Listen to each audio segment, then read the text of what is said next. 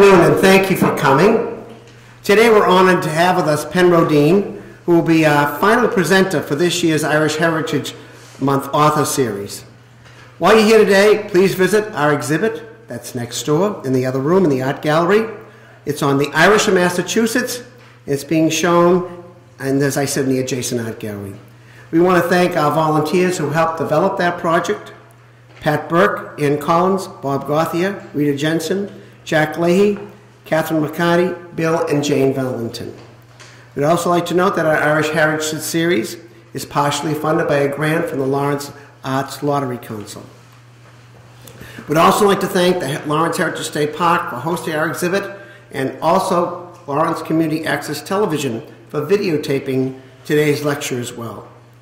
We'd like to note that the Friends of the Heritage State Park help fund many projects here at the State Park that the state budget does not. If anyone would like more information on the Friends of the State Park here, please see Jim Boucher. He's right in the back. With that said, it's my pleasure at this time to introduce Frank Ford, who's going to introduce our speaker. And I should say, I know many people lost power over the last few days. Maybe some didn't. And I know that was a heavy, heavy storm. But let's hope the storm coming on Monday night is not as bad. Unfortunately, the way it looks, it gets worse and worse than it was yesterday at this time.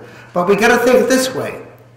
We have about 15 activities that take place over March, and every one of those so far have been on good days. So maybe next year we should run 31 and we'll be all set. At this time, Frank Ford. Frank, please.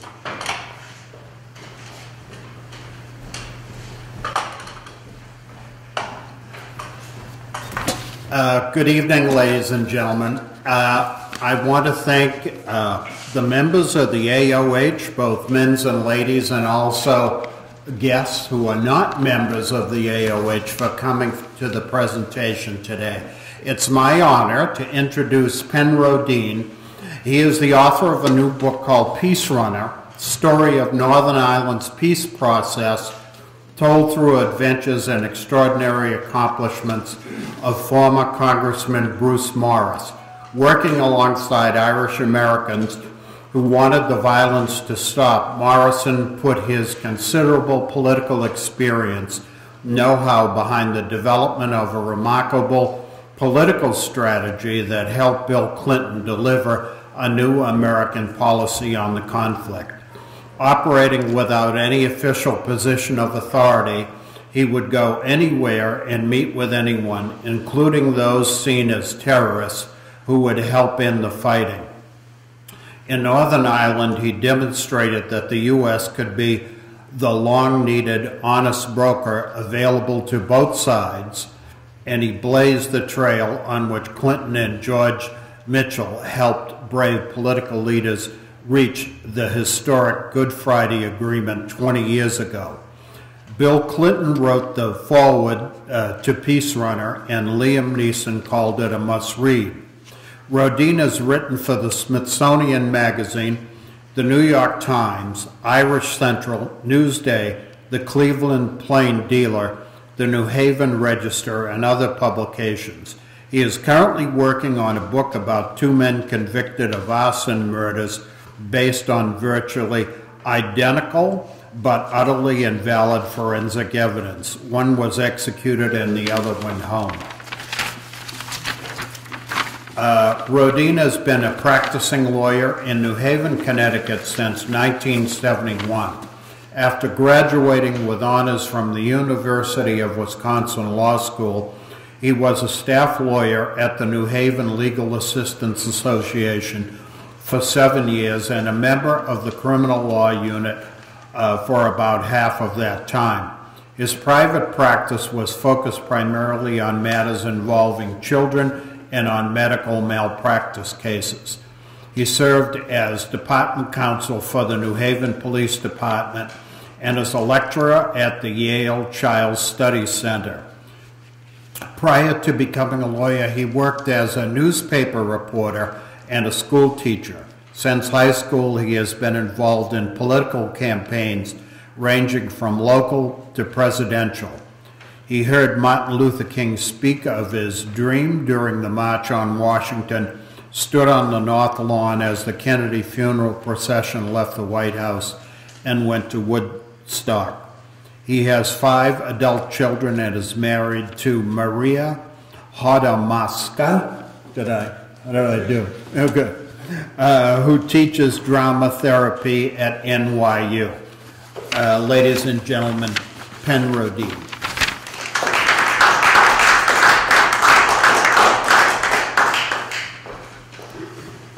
I've passed through Lawrence a million times on the highway. We go to Maine in the summer. And it's a pleasure to get off the highway for once. And you really feel the history here. And I hope there are good days ahead for Lawrence. But it's a pleasure to, as I said, get off the highway and meet with you. And this is a beautiful space and a beautiful day. So I'm grateful for all that. I want to ask a couple of questions. Is anyone here from Ireland, born in Ireland? Yeah? And is anyone here on a Morrison visa? No. We'll talk about Morrison visas. And has anyone here been to Belfast? Okay. It's a pretty interesting city, pretty dynamic, had its terrible times. What I propose to do is I will talk with you first, just give you an overview of the Morrison's role and kind of how he fits into it, because he's well known to many Irish Americans, particularly because in 1992 he got the last immigration bill, comprehensive immigration bill, ever passed in the U.S. through Congress, and that bill had 50,000 visas for the Irish. They came to be called Morrison visas, and they made him a hero in Ireland. So when he got clobbered running for governor of Connecticut in 1990, he had been in Congress for 4 terms, he ran for governor. Lowell Weicker, who had been a senator, a Republican, but someone a lot of Democrats liked, said to Morrison, "I'm not going to run, I'm going to back you." And then after Morrison got in the race, and there was a Republican in the race, Weicker jumped in the race as an independent. And because so many Democrats liked him, it was an impossible position for Morrison. So he was creamed. And his career, political career in Connecticut, was at a complete end. It was over. After he picked himself up, he began to think, he's an activist, so he wanted to do something. And he began to think that maybe with the stirrings in Northern Ireland, and I stressed at that time they were stirrings, there wasn't a peace process at that time. Gerry Adams, however, head of Sinn Féin, was trying to get the IRA to move itself from warfare to politics, but that was a long road. And Adams was seen by many as an outright terrorist. That's certainly how the British framed it. And so Adams and Sinn Féin were radioactive at that time in a way we can barely imagine.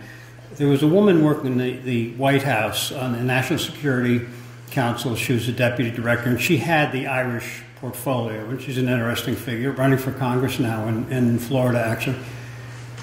And it was a long road for her to come around to the idea that getting Gerry Adams more involved and reaching out to him was really the key to America helping end the violence in Northern Ireland. And that was a brave thing for her and a brave thing for Clinton. But her career was working for Ted Kennedy. She was his Irish person. And Ted Kennedy was not enamored with the IRA at that point. He had made some statements about the violence years earlier, seemingly in some approving way, and got his head handed to him.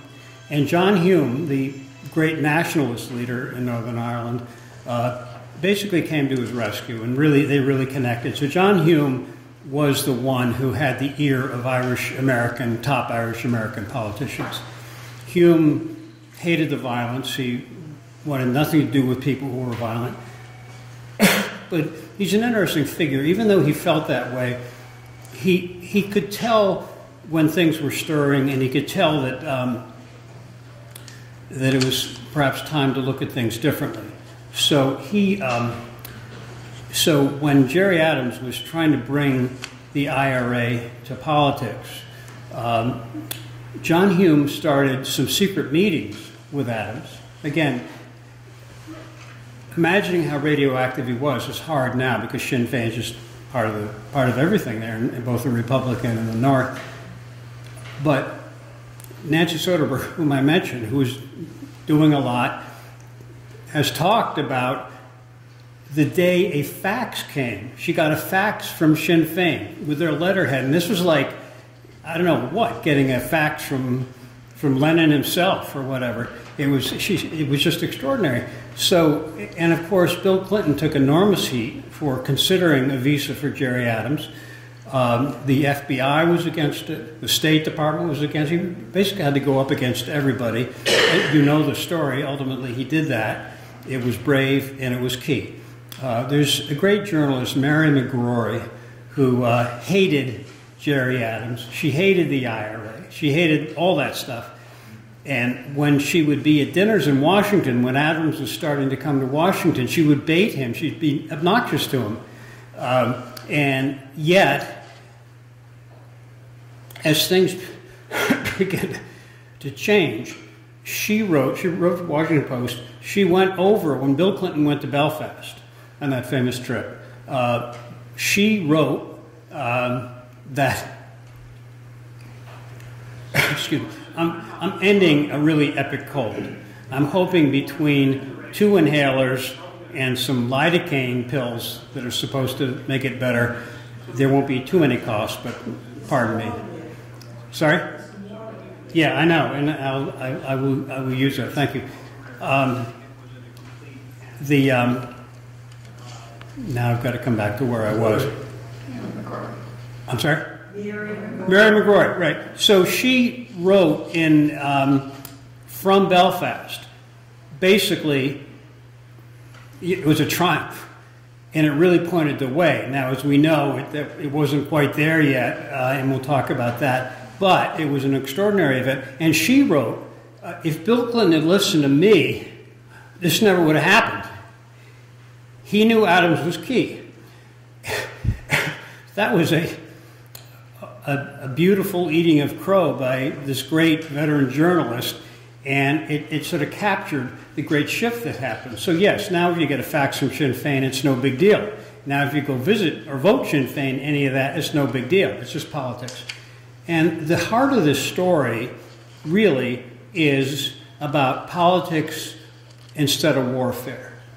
Humankind has had 2 major ways of resolving conflict between groups. One of them is warfare, done that for a long time, and the other is politics. So, and in a place that knows warfare to resolve everyday conflict, you can appreciate how they would feel about how much better politics is. It's wonderful. You go over there now, and those of you who have been to Belfast may have experienced this. People complain about politicians over there, just like we do here, and like everybody's supposed to do. But fundamentally, they have a political system now. It's very complicated. It has checks and balances. In the agreement they made on Good Friday, there are all these checks and balances that really make it very hard to get anything done, because both communities have to be part of it and have to have rights and have to be okay. But in a sense, more deeply, they built in all these checks and balances because the Catholics knew what was done to them historically in Northern Ireland, this terrible discrimination. The Protestants knew what they had done to the Catholics, and they knew that there were demographic changes, population shifts, and the day would come when they were in the minority, and many of them were certainly afraid, and many of them very sure that the Catholics would do to them what they had done to the Catholics. Sinn Féin people I talked with really would talk about that and make it very clear, and I think it's right that they were not going to do that. Let's talk about Bruce Morrison's role. So Morrison, as I said, was out of Congress, and he decided that he could maybe find some niche and what was going on in Northern Ireland. As I said, not a peace process, but definitely some stirrings. So he decided to meet with a fellow named Neil O'Dowd. Neil has Irish Central, which you may have seen. He has the Irish Voice. He came from Ireland. He was illegal over here for a while as a young man, and he runs Irish Central to this day. And Morrison, in the late winter of '91, he's out of Congress now, was trying to see, well, what can I do? Who should I talk to figure out what I might do to help them over there? And he decided to go see Neil O'Dowd. Now, he walked into that thinking, maybe I can find a little niche for myself. But when he walked out, the picture was quite different, and I'll read you a little bit of the book about that. Neil O'Dowd, with Irish Central, with his magazine Irish American, with other things, made it, he redefined what being Irish American meant. Irish American before that was, you know, people living in cities and maybe doing politics, maybe working as carpenters or cops or firefighters. But what Neil understood was, at this point, Irish America was everywhere, including the top of big corporations, tops of big universities. And he has made it his business to define Irish America with that full range and let the world know what Irish America has accomplished here. And as Morrison says, now a CEO who's Irish will say, he used to say, well, I'm a CEO. Now he might say, and my Irish heritage, Irish American upbringing is what helped me get there. And so it's a different day for sure. So he's gonna, so Neil did a lot of that, and Morrison's gonna go see Neil O'Dowd to talk over what he might do. O'Dowd's office was kind of in the shadow of the Empire State Building in New York, and they met and they were friendly. They worked together on immigration issues before, and O'Dowd was very supportive of Morrison running for governor. And so they had a good conversation and batting ideas back and forth. And I'll read you a little bit about what the concern was. Morrison and O'Dowd both recognized the challenges and payoffs of getting America involved in Northern Ireland in a new way. The biggest challenge was that for nearly 200 years, it had been the policy of the United States to regard the ongoing conflict in Ireland as an internal British matter, not an appropriate subject for independent American policy. That deference is solidly entrenched in the State Department, and getting it changed would be enormously difficult, particularly since the British insisted that any armed activity by the Irish Republican Army was terrorism pure and simple. That meant that anyone advocating a wholesale change in American policy could be accused of being soft on terrorism by the State Department and the FBI. But if American policy could be changed, the potential that it could help bring about peace was enormous. The United States was ideally positioned to encourage positive developments in Northern Ireland. More and more American voices against the warfare were making themselves heard, both publicly and behind the scenes.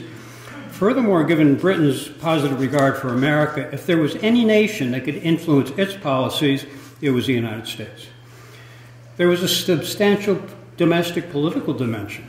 Although America's pro-British policy had solid support throughout the institutions of American government, it had no significant constituency in the body politic. Simply stated, nobody much in late 20th century America voted British, but there were some 40 million Americans who identified as Irish American and could be open to voting Irish. Both Morrison and O'Dowd understood the degree to which any peace process would have to be fundamentally a political one. It would be politicians, not academics, diplomats, or policy professionals, and not even all-knowing pundits who would be key to success. So it was in many respects a natural progression of the discussion when O'Dowd asked Morrison the question that changed everything. What about your classmate, Bill Clinton? Neither man could know at the time. But with that question, the prospects for peace in Northern Ireland took a giant step forward. What about Bill Clinton? He, Morrison, and Hillary Rodham had all been in the Yale Law School class of 1973. Clinton's reputation preceded him there. He was a Rhodes Scholar from Arkansas, very bright and politically savvy, who pretty clearly already had his sights set on becoming president. Even as a law student in his 20s, he made a powerful first impression. Morrison said that when he met Clinton, I knew I had met somebody. So the discussion then is that they will support Bill Clinton, who's running for president for 1992. They will teach him about Northern Ireland. He knew something about it because when he was in Oxford as a Rhodes Scholar, many of the important events of the Troubles were happening. And so he hoped he would be receptive in a strong way, and he was. But it still was a matter of really getting him to understand the importance of this issue, the importance of it to Irish America, the potential political payoff in key states, and that was essentially Morrison's job. And he did it, and he connected with Clinton, and here and there, it's always catch as catch can, but he did kind of get him understanding the picture pretty fully. Clinton speaks very lavishly in the book about Morrison's role in helping him come to that issue. And he wrote the foreword to the book for a reason, which is he regards what he accomplished as the crown jewel of his foreign policy. And so he and Morrison would kind of joke back and forth. He introduced Morrison at some, I think, Italian embassy event, and he said, "This is the one who got me all caught up in Ireland." And Morrison said, "You enjoyed every minute of it." And it was true. And very proud of that. In any event, that's the plan that he and Neil of course had a pulpit with his paper, with Irish Central and all that, so he could really deliver on getting Irish American support behind this proposition, getting it behind Clinton. So a guy who walks in, who's just suffered a terrible defeat, thinking he's going to find a modest little niche for himself, walks out with a scheme where they're going to make a president. They're going to teach the president. They're going to get the president to commit to a whole new approach to Northern Ireland. And that's what happened. That's what they did. There was a forum before the New York primary, which was key, held by Irish Americans, and Clinton appeared at that forum. That's actually still up on YouTube, by the way, at C-SPAN. I guess it's on C-SPAN, but it's still available. And Clinton made certain promises. One of the promises he made was to appoint a peace envoy to Northern Ireland. This is something a lot of people on the other side of the ocean really hated and thought was intrusive, but he said he would do that. He also promised to give a visa to Gerry Adams, and that was pretty radical. He didn't say when he would do it, but he said he would do it, and he said he thought that would be a good thing and it wasn't something to be feared. Again, it turned out to be key.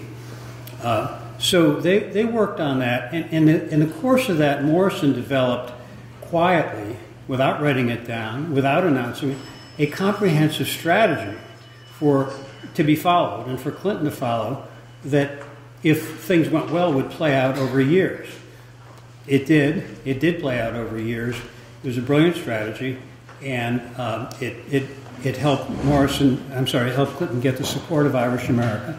Morrison's task also during that time was to keep Irish America behind Clinton.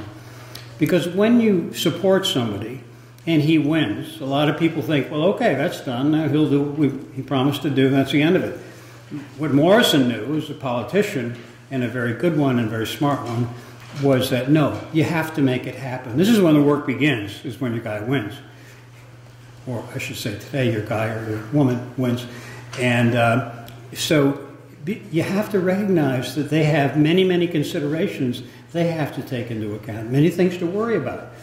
And so timing is everything, so all that enters into it. One of his great strengths was he understood all this stuff. He understood there were points at which there was no way Clinton could deliver then and there on those promises, but he wanted to just keep creating conditions that would make it work for him to deliver, and of course, ultimately he did. The goal was not to bring glory to Morrison. He was very low-key about all this, especially in the U.S. And in Ireland, when he would go over there as a spokesman of a group, he was well known there, so he was more likely to be in the press there. But here, nobody knew what he was doing. Dramatic proof of that came to me when I was interviewing George Mitchell for this book. And at one point, Mitchell said, and I was puzzled because I kept ambushing Mitchell at this event and that event and contacting his office, getting nowhere. I'm writing a book about Bruce Morrison in Northern Ireland, getting nowhere. And I couldn't figure it out. Mitchell liked Morrison, campaigned for him. They were on a commission together, but it was going nowhere. I finally found out. But ultimately, I was able to get this phone interview with him. So we're talking on the phone. And he said, kind of offhandedly at one point in the conversation, yes, I knew Bruce was the best informed member of Congress on this issue. Talking about times he saw Morrison over there. And I said, well, he wasn't in Congress then. He said he wasn't? What do you mean he wasn't in Congress? I'm confused. What was he doing over here? So I explained to him what had happened and how Morrison was now doing this after having lost. And Mitchell said he had absolutely no idea what Morrison had been up to, what he was doing, his role, how foundational his efforts were. He knew none of this. That's somebody who's not tooting his own horn, but just trying to get the job done.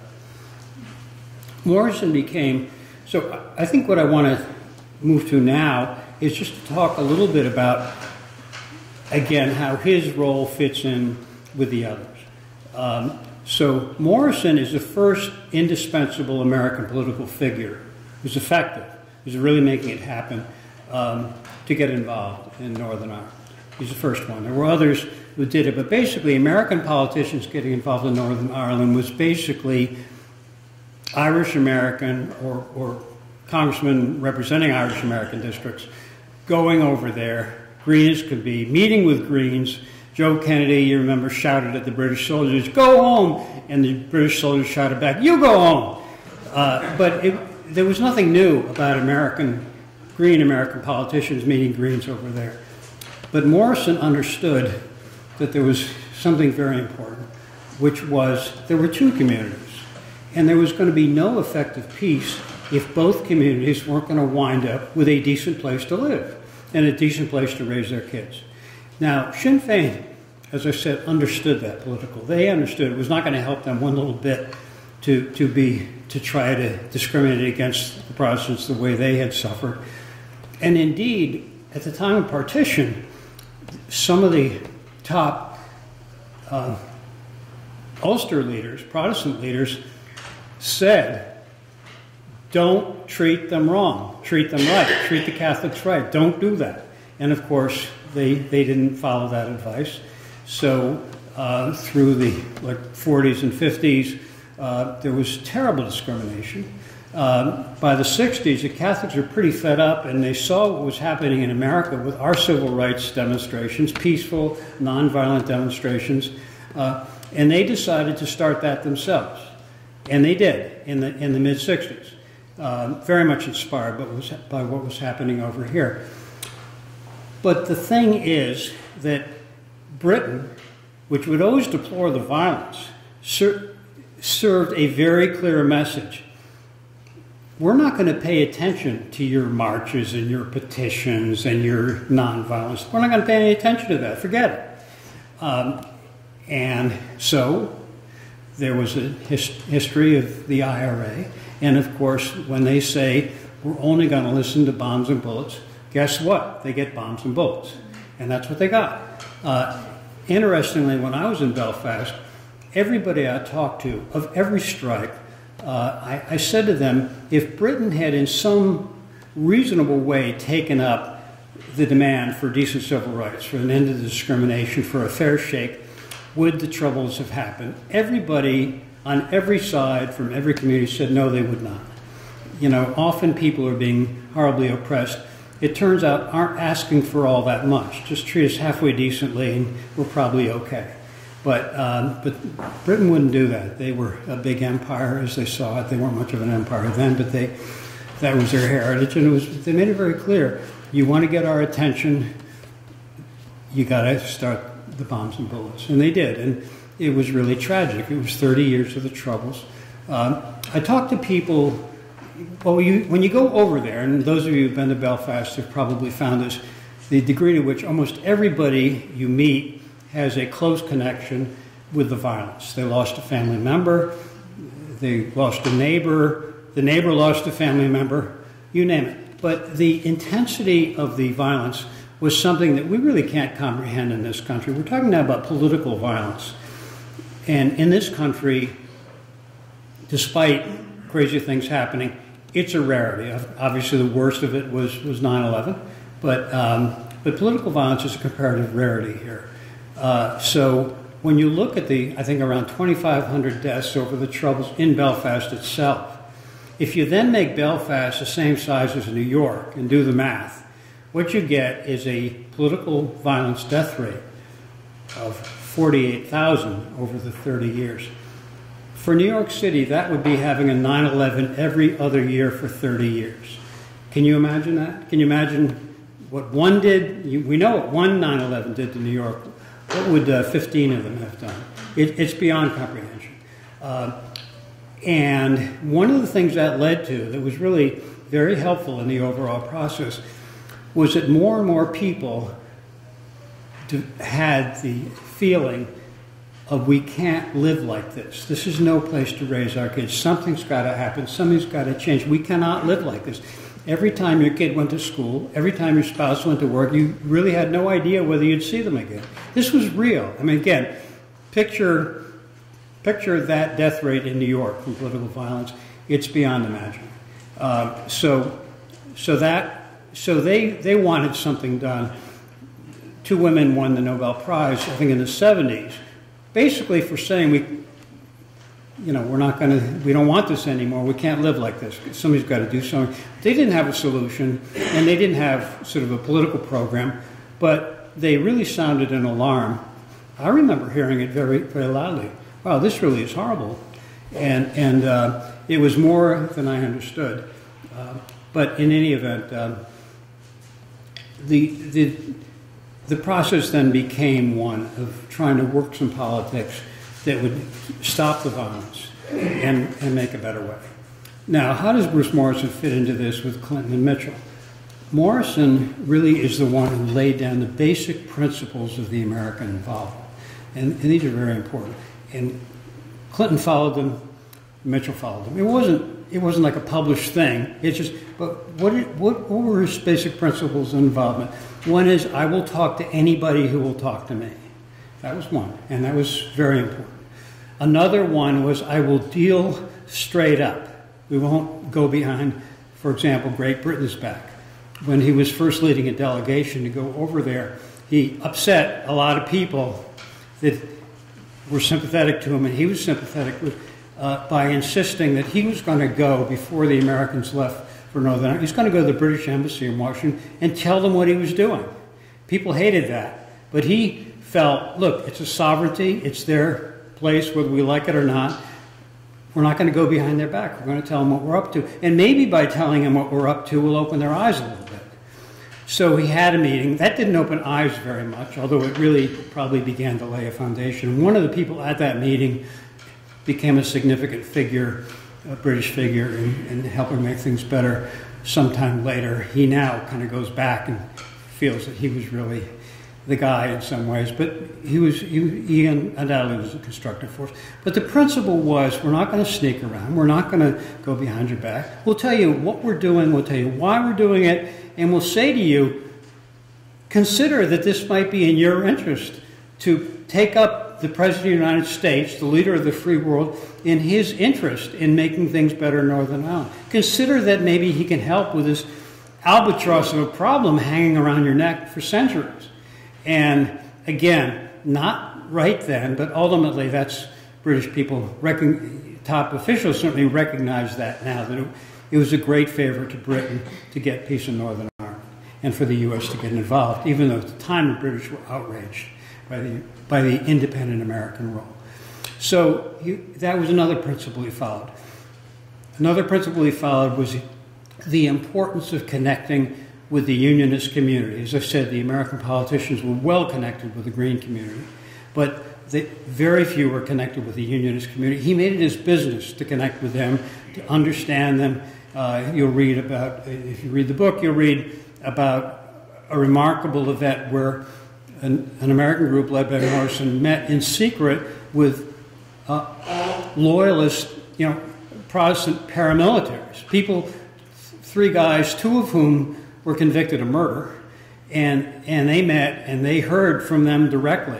And it really opened their eyes about, and of course the irony was the grievances the Protestants had at the kind of blue-collar working class urban level were pretty much the same as the Catholics had. They would talk about the British in pretty much the same way, because the political institution in Northern Ireland, the Protestant one, is basically rural-based, upper-class-ish in many ways.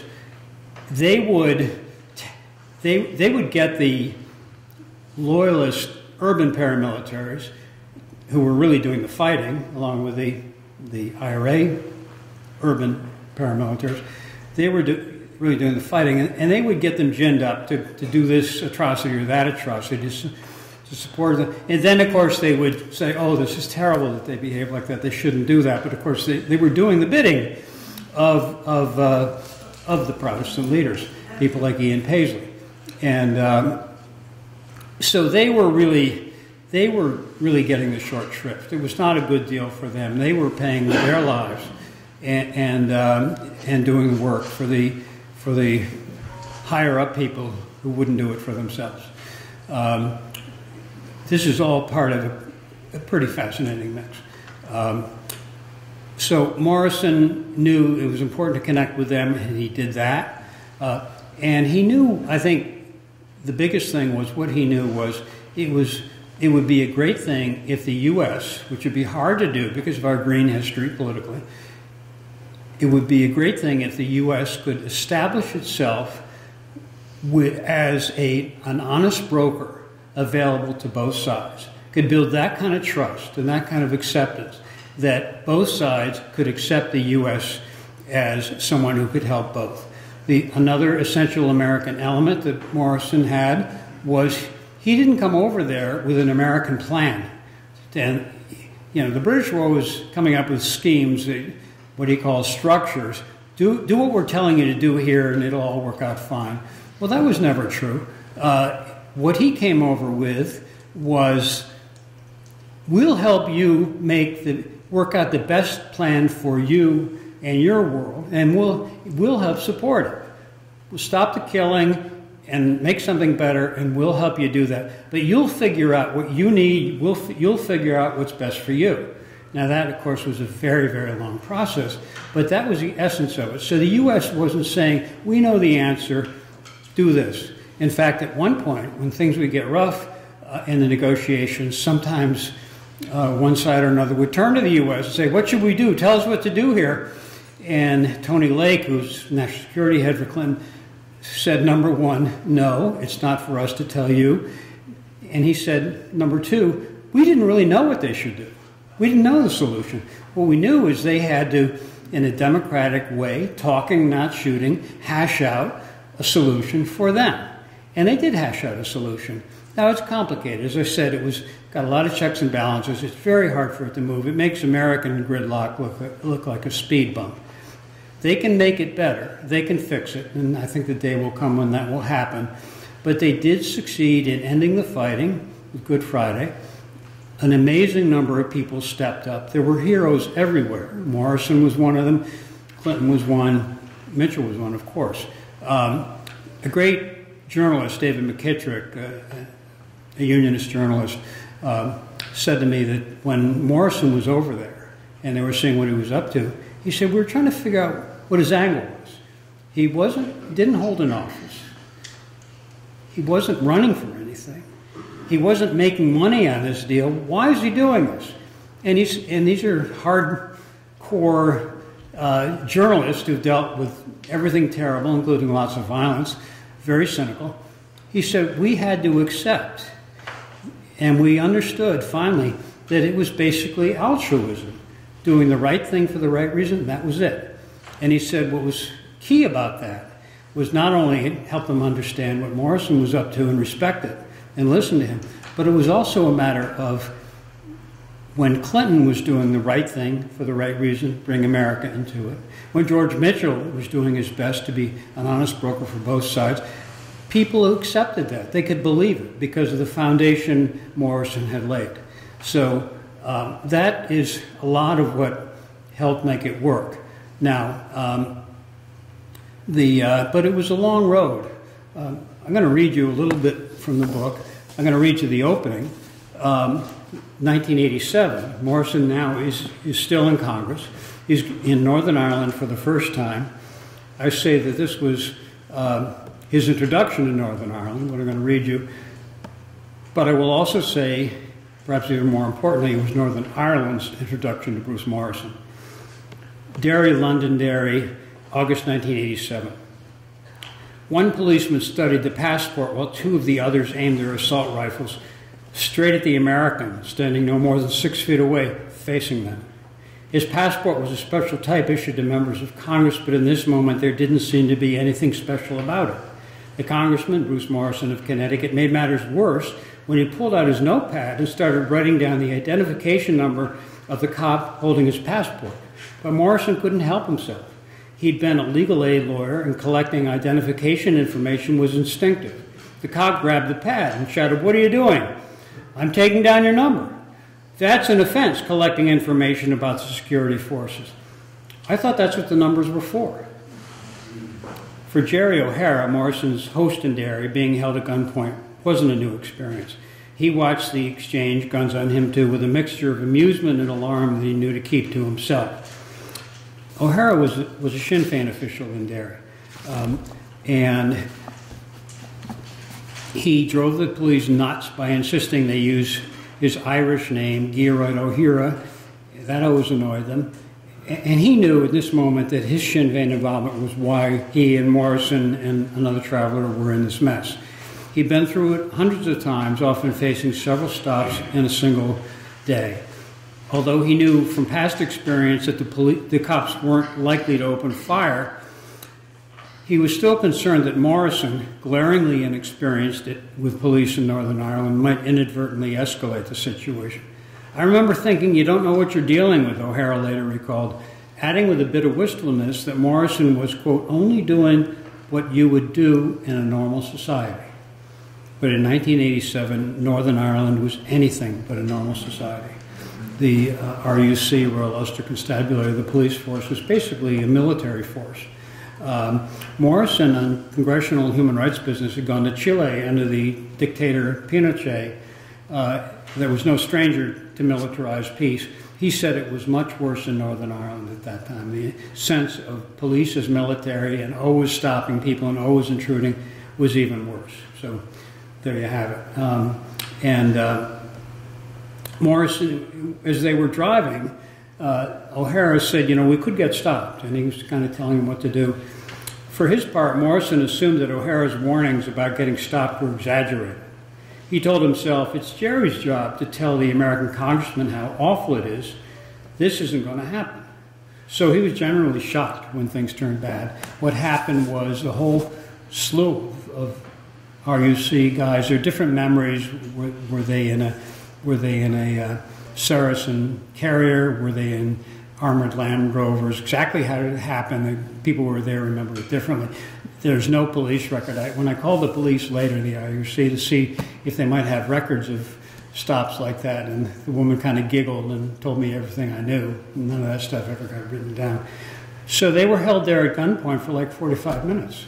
And finally, a senior guy came and he realized now he's got this U.S. congressman at gunpoint. And so it got complicated, to say the least. And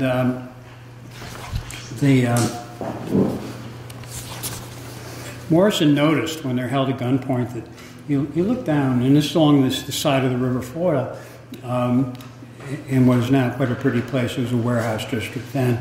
And he could see people walking down the sidewalk. And this is broad daylight, about 11 in the morning. You could see people crossing the street. They might be a couple walking maybe to go to lunch or wheeling a stroller. They would cross the street to get past this unpleasantness and then kind of keep going.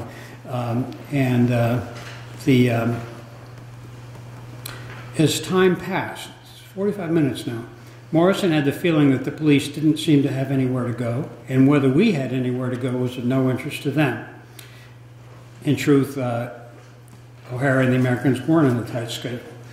And this was supposed to be a relaxed tour of Derry from a Sinn Féin point of view. He had also arranged to get other points of view. He got with the American consulate and others to get different points of view, including a tour with John Hume. The differences in viewpoints between people like Hume and Jerry could be amusing. Hume, for example, had probably shown the Americans a housing estate he'd helped get built. When O'Hara took them to the same estate, his message was quite different. See how they designed the streets? O'Hara asked. That's so the tanks can come in. Indeed, Morrison never let up. When Morrison said the situation was complicated, O'Hara snapped, it's not complicated. Brits out. So, time's passing. No one's telling them anything. Guns on them. There was still plenty of time for Morrison to take the strange situation as that it wasn't happening on a blasted out street late at night, as was so often shown on television, but instead near the handsome center of the city on a bright summer morning made it all the more bizarre. I mentioned about how he was noticing the pedestrians. 3 men held at gunpoint, maybe a new experience for them, maybe not, but everyday life went on with a few minor adjustments.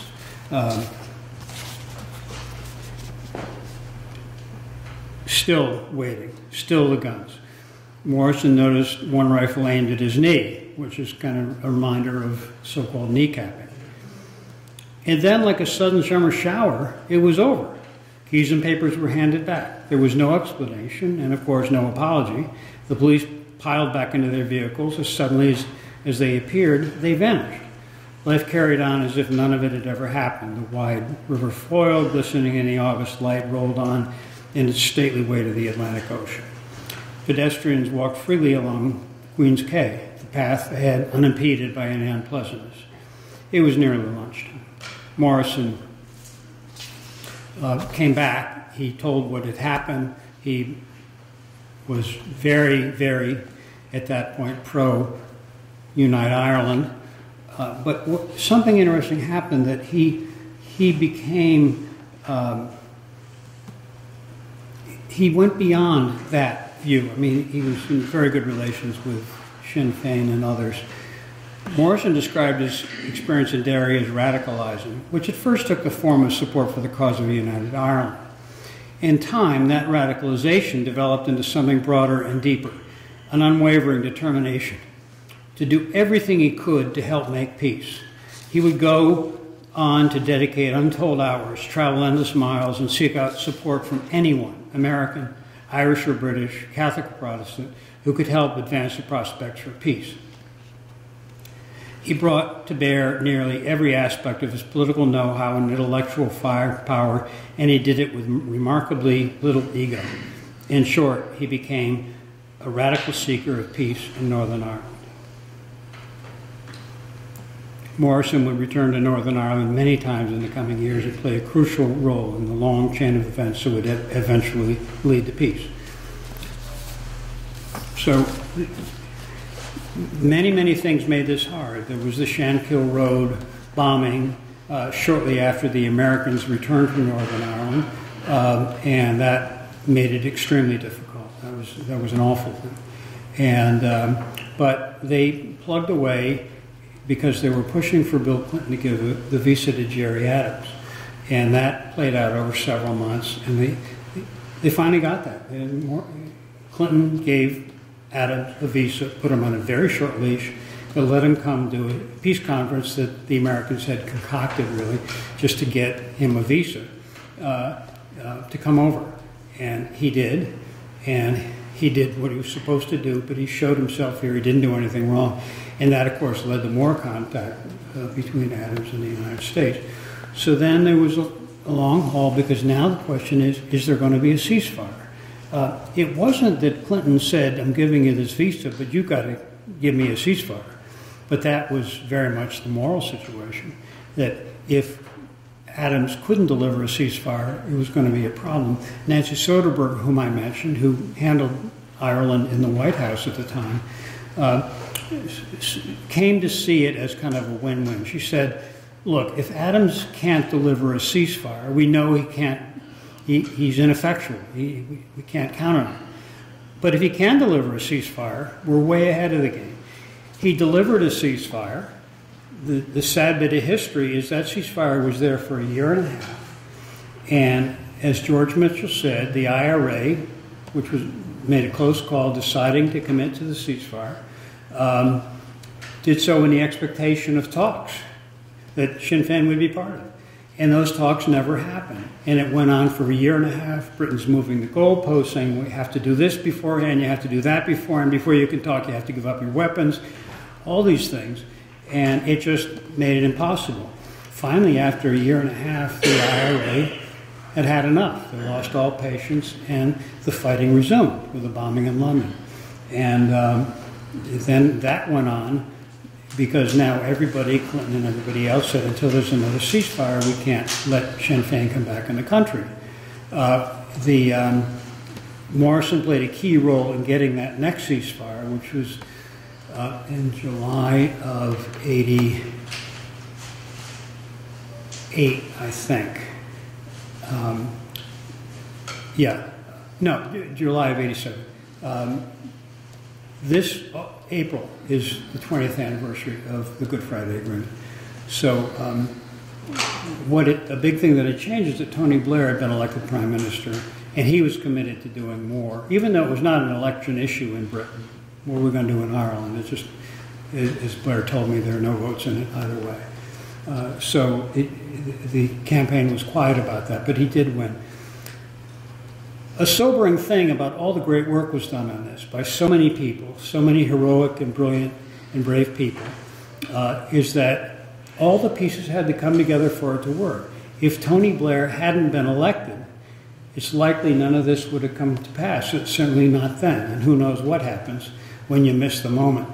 But Blair was elected. He basically said, look, if you get a new ceasefire and you go 6 weeks where the ceasefire is holding, I'll start the talks.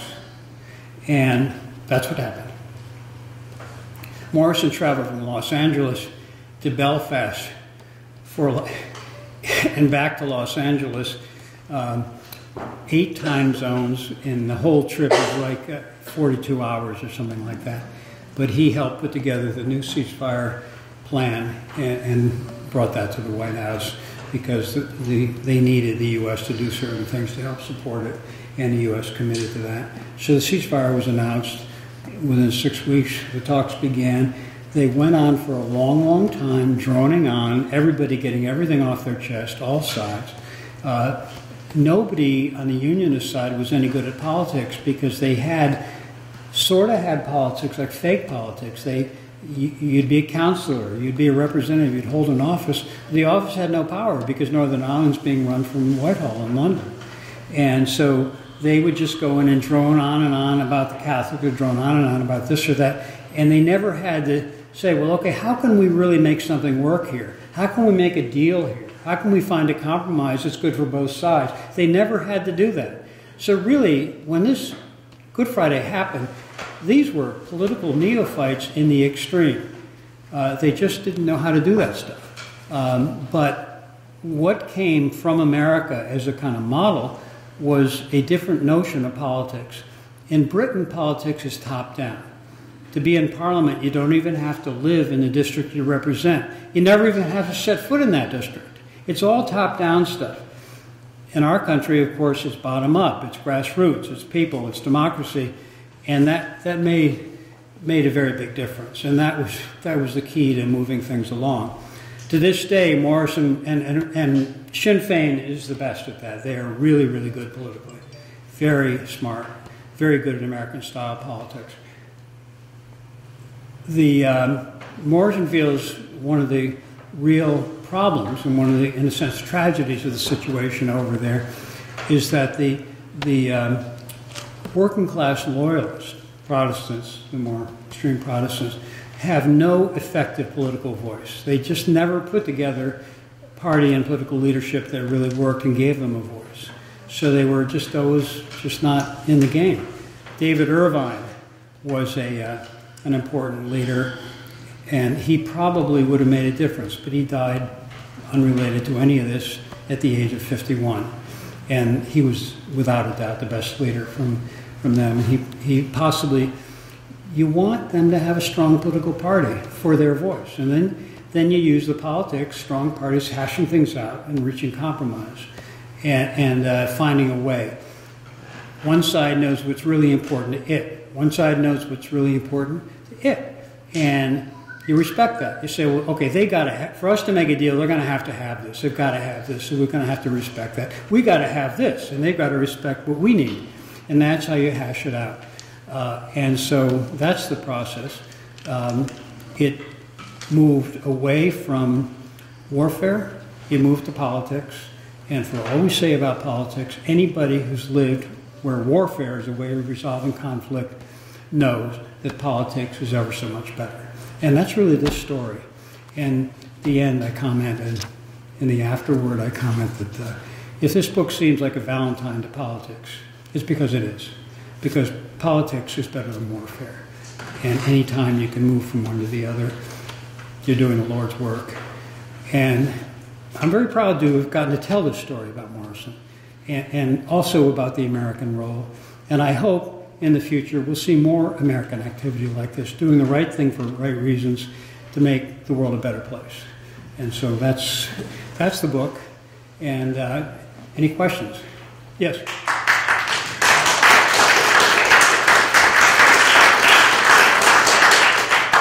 Did Paisley's change of attitude real or? It was, well, it depends how you count. Morse said to me once, he said, you know, he was always an anti-Catholic bigot. He's probably still an anti-Catholic bigot, so that probably remained real. However, and I don't know about you, but as I get older, what I realize is how often two things that seem to not fit together can both be true at the same time. So Paisley probably didn't fully give up his view of Catholics or Catholicism. He's the man who screamed that the Pope was the Antichrist. But the relationship he and Martin McGuinness made was absolutely genuine. Everybody who was close to it says it. I talked briefly to Martin myself. I wish I'd gotten to talk with him more. But that was absolutely genuine. And that was genuine from Paisley to Martin and from Martin to Paisley. When Paisley died, Martin really felt he lost a friend. When Martin died, Paisley's family, his son is in politics and is pretty right-wing and has a kind of a dark view about some things that, yet he absolutely understood that friendship. And what that accomplished was that by working together as successfully as they did, Martin said that what he did was he dealt with Paisley as if he were dealing with his grandfather. And they made this wonderful relationship. And they got things done, and they showed that you could have power sharing that could go forward and could work. And they basically established the model. Paisley, of course, was always against the peace process. When Morrison went over there the first time leading a delegation, he said, we're not going to meet with him. Morrison's a troublemaker. Now, since Paisley would call the Pope the Antichrist, would call somebody else, David Trimble, I think, a loathsome reptile. Being called a troublemaker was kind of Paisley-like. But yeah, he was who he was. He maybe was always who he was. But he made a decision that the right thing was to get behind this power sharing and to make it work. That was genuine. The friendship was genuine. And to me, it remains a very moving thing that they did establish that. And that set a model of future possibility that's probably crucial to why 20 years later, this, despite all its complications, this Good Friday Agreement has held. Nobody wants to go back to the violence. And so Paisley came late, but he played a crucial role in making it all work. He really did. He didn't get a Nobel Prize because he wasn't on board at all. If he had been, it would have been a good thing in a way, if they could have given him, if he had been behind that. Because if they could have given him the Nobel Prize in '98, late '98, when they gave one to Trimble and one to John Hume, they could have given one to Jerry Adams. But they weren't going to give one to a more extreme guy on one side unless there was somebody on the other, and there basically wasn't anybody home. It certainly wasn't Paisley. But later, if they were still giving them out, Paisley would have deserved them.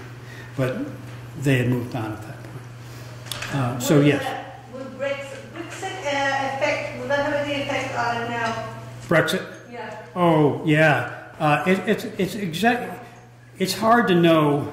Britain is really in a mess in figuring this out. As you probably know, the border is the issue because it's two separate sovereignties. And they ran on Brexit saying we can't have all these immigrants coming in. We can't have all these Polish carpenters who might be terrorists as well come freely into our country and work. We've got to get out of the economic community. We've got to get out of it. And we've got to not have these people coming in on their Polish or French or German passports into our country, just as if they were British. But that means, however, that you have to guard your borders. And that border, which has been trouble-free for 20 plus years now, if they can't work something better out with Brexit and everything the EEC has proposed, Britain has rejected, and they have this, now they have, the latest thing that we're saying is, well, it can be a US-Canadian style border. I don't know if you've gone to Canada lately, but it ain't a free border. It's nothing like what's been in Ireland. You got to have a passport. There are cops everywhere, guns everywhere. My son and I went up to Montreal once a number of years ago, crossed at Newport, Vermont, and a small place. And the Canadian guy in a Kevlar vest, very military, was really unpleasant and really difficult. And he rattled off, you have guns, you have bombs, you have knives, you have this and weapons of any kind. Somehow it's, well, I know what happened. It just struck my funny bone thinking of Oscar Wilde, the playwright. When he went through customs once, they said, anything to declare, Mr. Wilde? He said, only my genius. So somehow that came to my mind, and then I took leave of my senses and made a little joke on it. So the guy said, and weapons of any kind, I said, only our minds. He was gone for 20 minutes. It was a long time before we got over the border, but we did. So the point is, that's not the border that exists now. That's not the border they need. And it's difficult to see how they work it out, frankly. My overview of Brexit is, is that it really hit an amazing trifecta that British people, what I call Tory toffs, who wanted Brexit, if you said to them, make me a list of 3 things you would really hate to see happen to your country in the near future. And the list probably would include, well, we'd like to see the UK not break up. We'd like to see Ireland not unite under the Republic. And we'd like to see London remain a powerhouse of international finance. In one shot, they damaged all 3 of those things. There's no question that, for example, if they really get tangled up around the border and around everything else, the Scottish move will probably fire up again, and this time they'll probably leave. Sinn Féin's smart, and a lot of people in Northern Ireland who are Protestants know the benefits of being in the economic community, which Ireland remains in, and so with luck they'll work out a deal where it will be one sovereignty, but with absolute guarantees for the rights of both communities. And of course, I say both communities, but the world's changing. There are other communities in Ireland now, of course. But that's the world.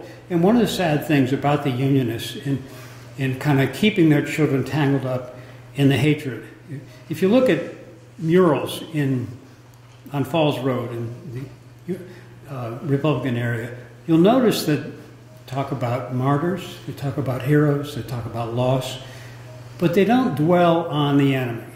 They don't rant about the British anymore that I was seeing on those murals.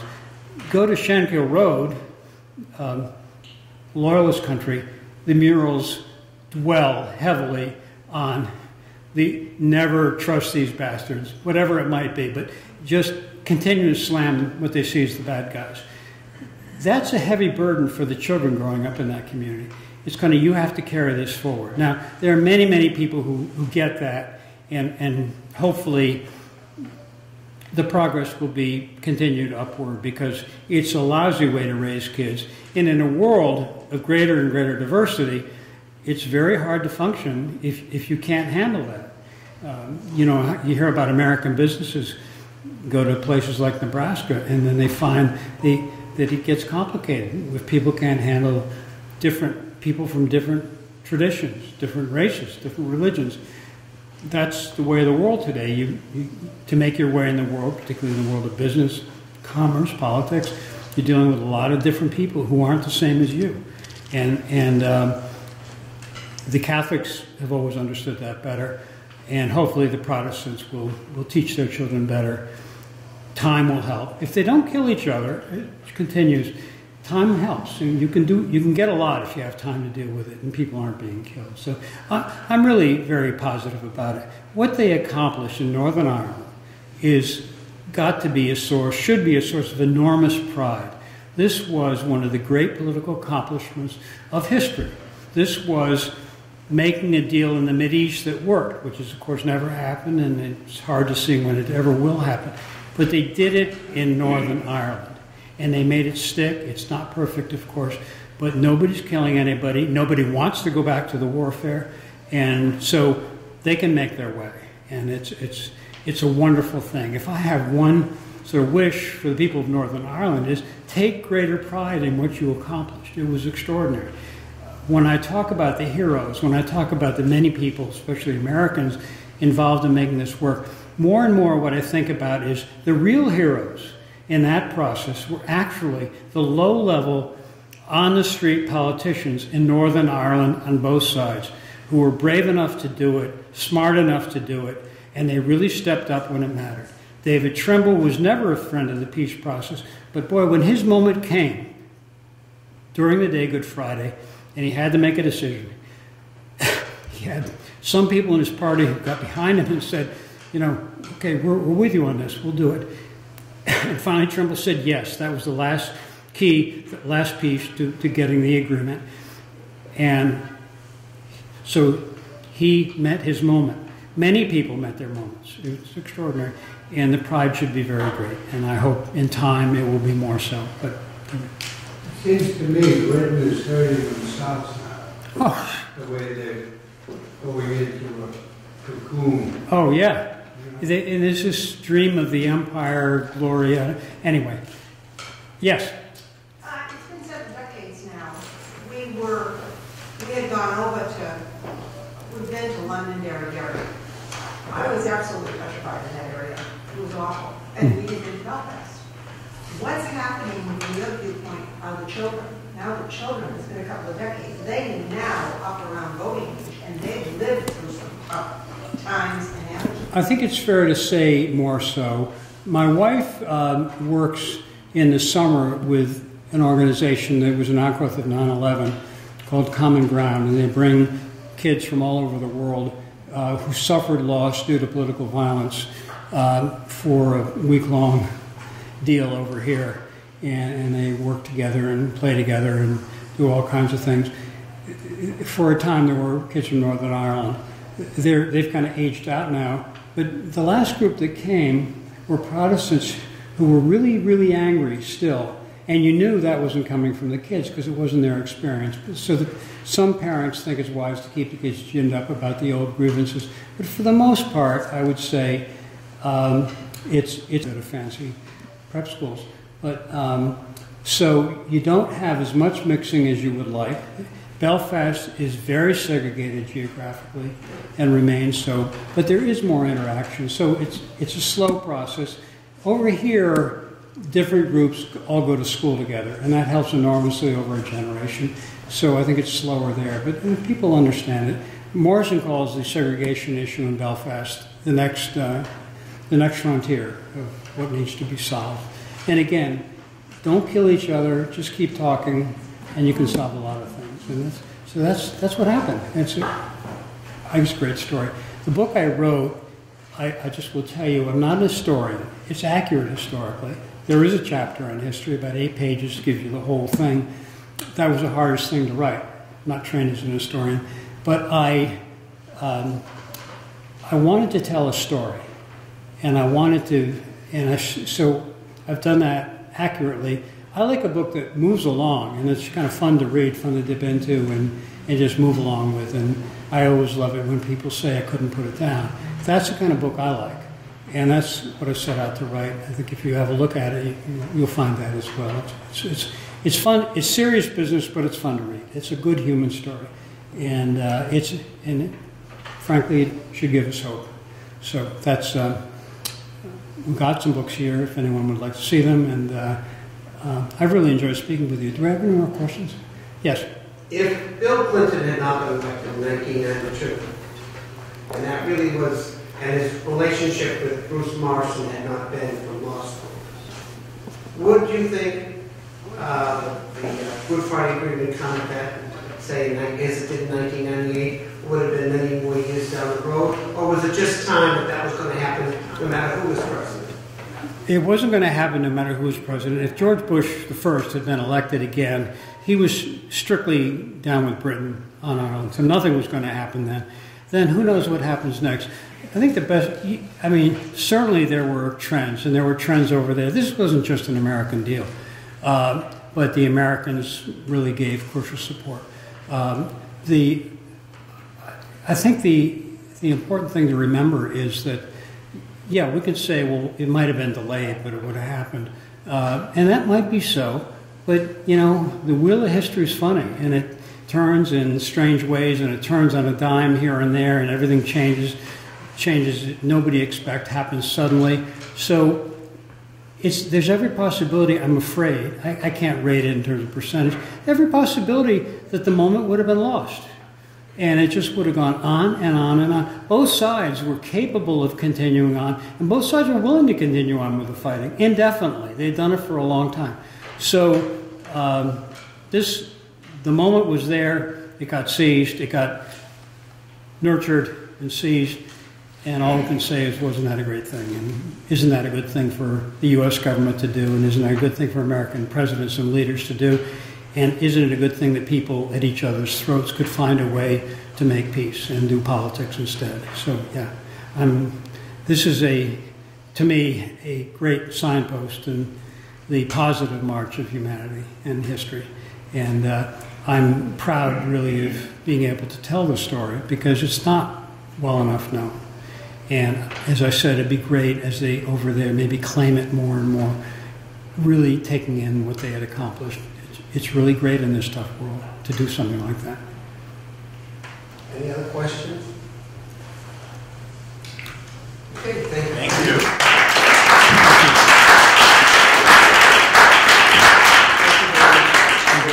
Thank you. Thank you. It certainly was very appropriate that we had Penn with us to talk about his story, being the 20th anniversary next month of the 1998 peace accords in Ireland. And of course, at the same time, with Brexit within a year being implemented, it's also important. And I think you answered or gave us some insight into that, and we certainly appreciate that. As Penn noted, he has some books here he'd be very happy to sell. They're $27 a piece, and he'll be very happy to autograph for them if you'd like. At the same time, we want to mention, of course, this was our last lecture series in March, but it's not the end of our events. Next Friday, the 16th, we have our 49th annual St. Patrick's Day Luncheon. Jack Leahy was the chairman of that event. It will be held at the Reliefs Inn in South Lawrence. It starts at noon. We hope, if anyone's interested in tickets, please see Jack. Though next week, and we don't have an event per se on the 17th and 18th, we wanted people to celebrate on their own with their families. Many people will be having family dinners, whatever. Maybe your churches will be having events, so we're not having any events next weekend. But the following weekend, 2 weeks from today, at 2 o'clock at the Lawrence Public Library on Lawrence Street over here, we will have a concert by Terry Kelly. It's always a wonderful way to end our March activities, and everyone's welcome. And as all our events, lecture series are, they're free and open to the general public, and it is handicap accessible. It's right on the first floor. Not this Wednesday, but on March 21st and 28th, we have open house at the South Lawrence Library. The Irish Room, you're welcome to come. That's from roughly 10:30 to 1 o'clock on those days. Come over and see the great treasures that Lawrence has regarding the Irish. That Irish room over there, between the memorabilia, the audio-visual equipment, and books, has probably the largest collection on the East Coast of the United States. So someday come, if you get a chance, you're welcome over there at 135 Parker Street. We want you to please visit the gallery. Please feel free. Give your comments on the sign-in book.